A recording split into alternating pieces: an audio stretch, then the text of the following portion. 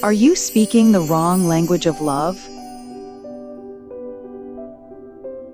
Imagine this. You're speaking the wrong language. Not French or Spanish, but the language of love. That's right. Love has its own set of languages, and if you're not fluent in your partner's, you might as well be speaking gibberish. So, how do you learn to speak love fluently? Well, Dr. Gary Chapman has a pretty compelling answer in his audiobook, The 5 Love Languages, The Secret to Love That Lasts. Welcome to Aspire with the Florists. Let's ignite your aspirations together.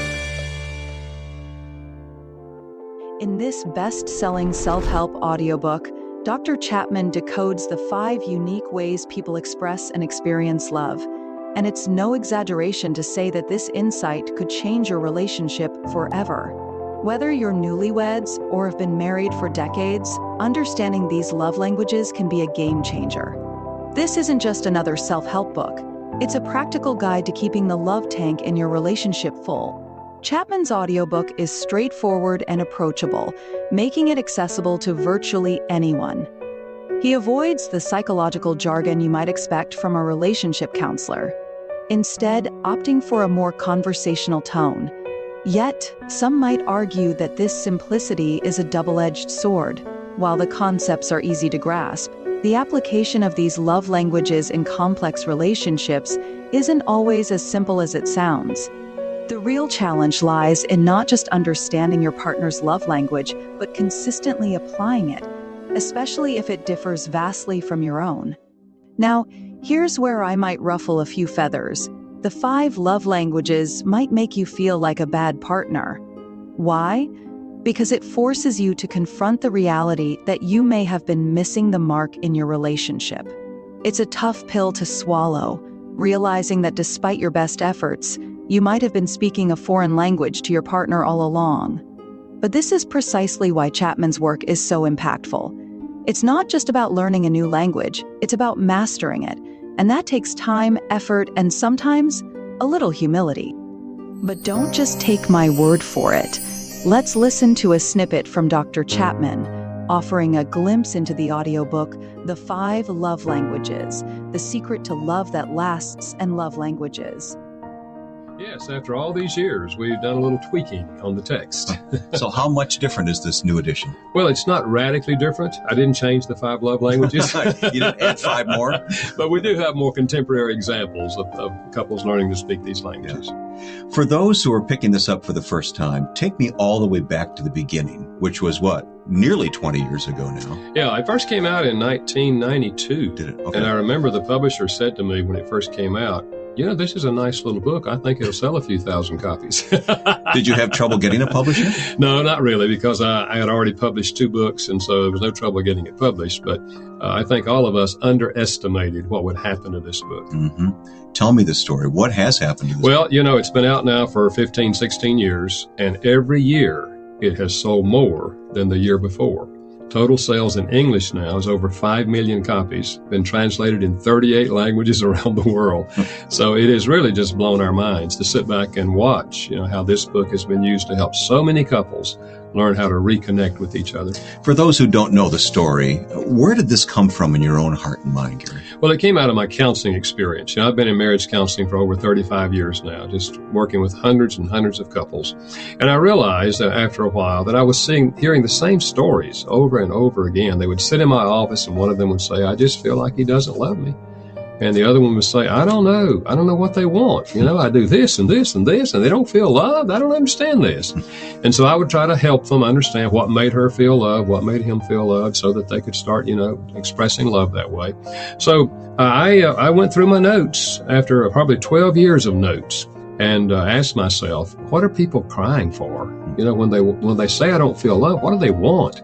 And their answers fell into 5 categories. I wasn't looking for 5, it's just they fell into 5 categories. And it was later then I called them the 5 love languages. But I started using the concept in my counseling and in small groups, and every time I did, people got it, you know, and they said, oh, yeah. And so after a while, I thought, you know, if I could put this in a book, and if I could write it in the language of the common man, I could help a lot of people. Isn't So it- there's not a lot of psychological terms in this book or, theological terms. It's just, I'm trying to write so the average guy and gal can get it. It's simple, it's straightforward, it's easy to understand. Yep. Isn't it amazing how God has used that? Well, it is, and a lot of people have said to me, I read that and I thought, why didn't I think of that? It seems so simple, and it is simple. Now, it's not always easy to implement. Right. Because many of us grew up speaking only one or two of these languages. That's all we heard in our family. So if you talk about physical touch, and I was not touched, I was not in a touchy-feely family, that's hard for me to learn to touch. And the same thing is true with words of affirmation. If you didn't get words of affirmation, it doesn't seem natural to you to be saying these things, to your spouse. So it's not easy for everybody, but it is simple to get the concept. And the good news is you can learn to speak these things. And when you do, it makes a tremendous difference in your marriage. You must have collected stories through the years of people whose marriages have literally been saved because of the 5 love languages. Can you tell me a couple of those stories? I even have one of my own. I talked recently with a cousin of mine who's in his 40s. He and his wife are separated. They're still separated, but he is devouring your book. He came to me with it. He said, hey, have you ever heard of this book, The 5 Love Languages? See, this is great stuff. I'm going to win my wife back with this. Wayne, every week when I do marriage seminars, I do about 30 seminars a year all over the country. They're Saturday events. Every Saturday, I have half a dozen people come by and say to me things like, we were that close to divorce. Somebody gave us your book. We read it. It made sense. We tried it. It turned our marriage around. What have you got to lose, right? Absolutely. And so, yes, and the book is just filled with these kind of stories, of course. But every week I hear that. And to me, it's so encouraging because it says to me that the book is continuing to speak to people. People are still discovering this book. After 16 years, they're just now discovering, and that's new to them.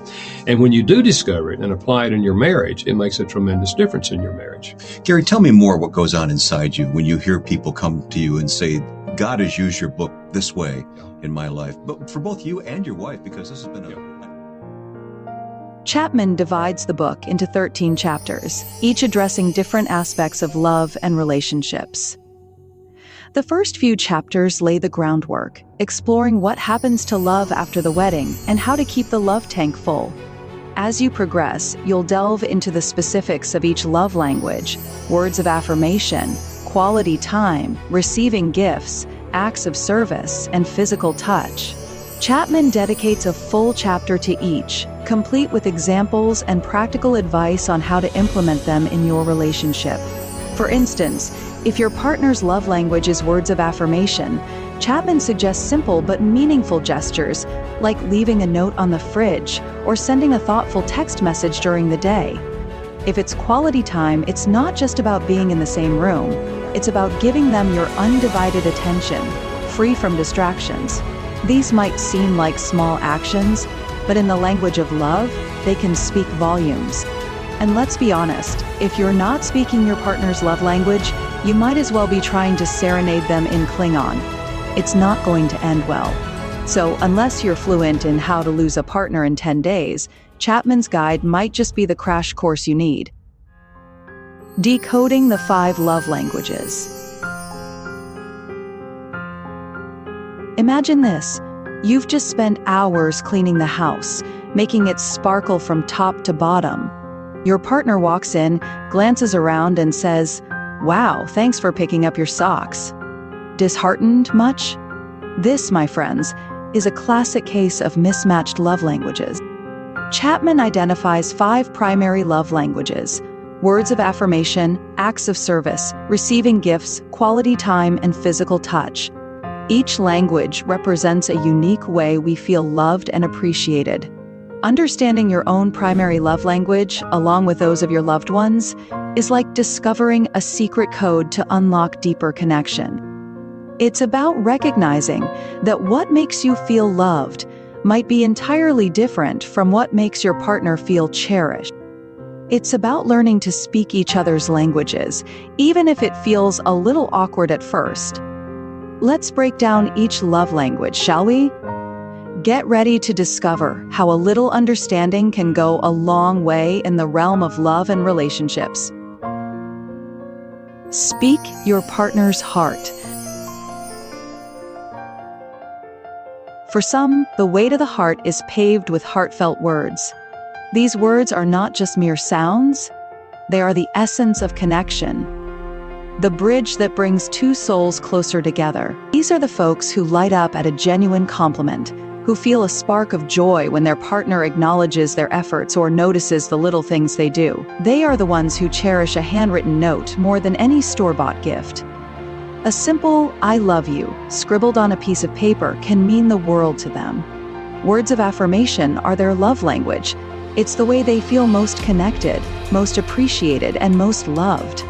It's not about flattery or empty praise. It's about the depth of the words, the sincerity behind them, and the emotions they convey. It's about expressing genuine appreciation, admiration, and affection through spoken or written words. It's about saying, "I see you, I value you, and I love you for who you are." Love is a verb and a chore list. Actions speak louder than words. This adage rings especially true for those whose love language is acts of service. For these individuals, love is demonstrated through thoughtful actions that make their lives easier, happier, or more manageable. Think about doing the dishes without being asked, running errands for your partner, or tackling a project they've been dreading. Now, let's be clear, acts of service aren't about becoming a servant or fulfilling every whim and desire. It's about paying attention to what matters to your partner and finding ways to express your love by lightening their load. It's about demonstrating your love through actions that speak directly to their needs and desires, making them feel supported, cherished, and deeply cared for. It's the thought and the present that counts. Don't judge a book by its cover, they say.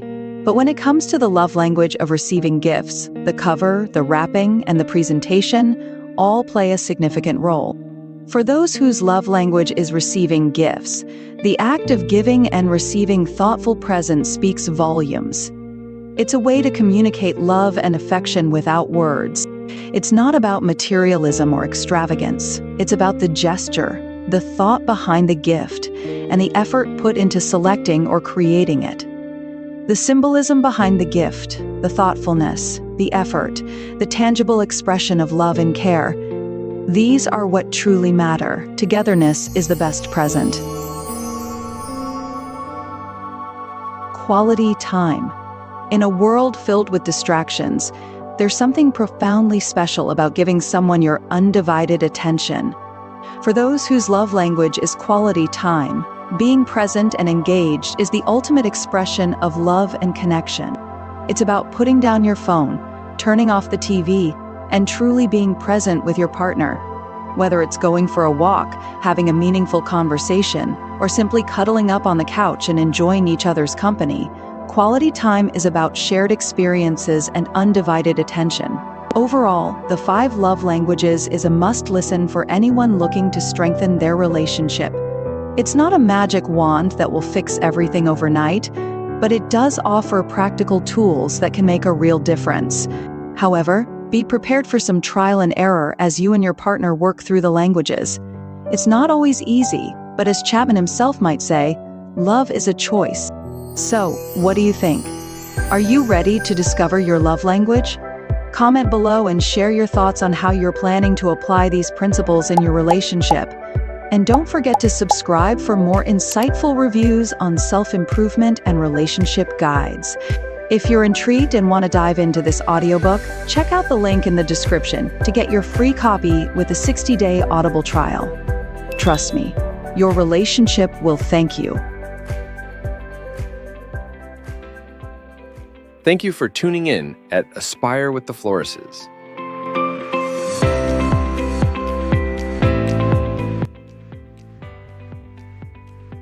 And don't forget to like, share, and subscribe for more content.